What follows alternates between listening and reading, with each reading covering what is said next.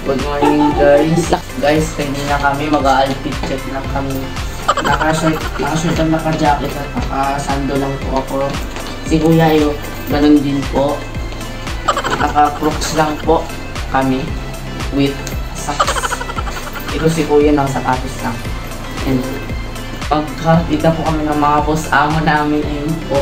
Si Mami at pati si Kuya. Nandun yung bagahe namin. Hihintay na lang yung grab para papunta sa airport. Ito po yung mga gamit ng aming boss amo. Boss amo? Hindi man po kami sasama sa kanila, maghahatid lang po.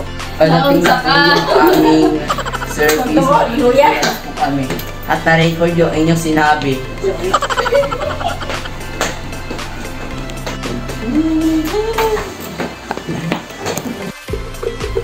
So guys, ito dumating na po ang aming nabook na Grab. Napakabilis lang po, dumating na agad. Within 5 minutes, andyan na po sila agad. So guys, ilabas muna namin yung mga bagahe para maikarga na po namin sa sasakyan.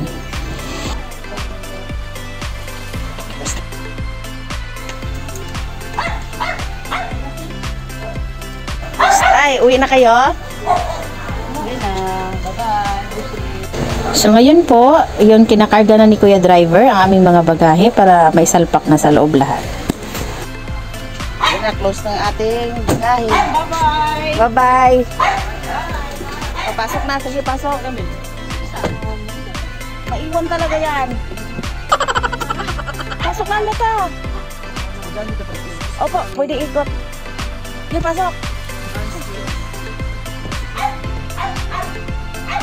Okay, ready na? Okay. Boy, ready ka na, boy?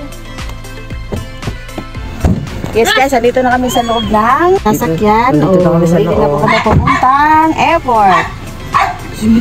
Bye Philippines. Anong bye Philippines? Nasa Pilipinas lang tayo. Ay, bye-bye sa inyong dalawa. Punta na tayo airport. Diyan kuya, tapos kanan lang din po. May isang aldosot na po tayo doon sa So guys, ito po palabas na po kami sa Springtown Village. So papuntang highway na po kami. So dito muna kami dadaan sa Cavitex para mas mabilis ang biyahe at walang ka-traffic-traffic. So maximum of 35 minutes lang po ang biyahe namin from Tansa, Cavite to Terminal 3.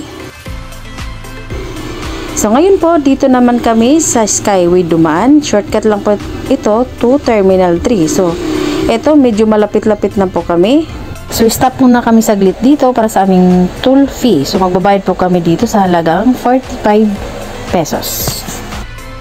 So ito, malapit na talaga tayo. Ilang kimbot na lang o ilang minuto na lang, nasa airport na tayo mismo. So dyan, so nan medyo matraffic pa. O, kita nyo naman po na stuck yung mga sasakyan natin.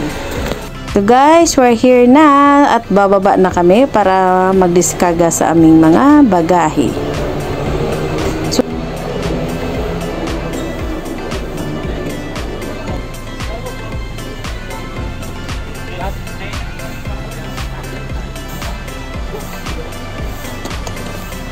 Yeah, thank you po. So guys, hanggang dito na lang po kami kasi bawal po kami makapasok sa loob. So only passengers lang po ang allowed na pumasok sa loob. So bye-bye muna, Kuya Ambo and Mami Ibon. See you soon. So yan lang po guys. Thank you for watching. Bye-bye.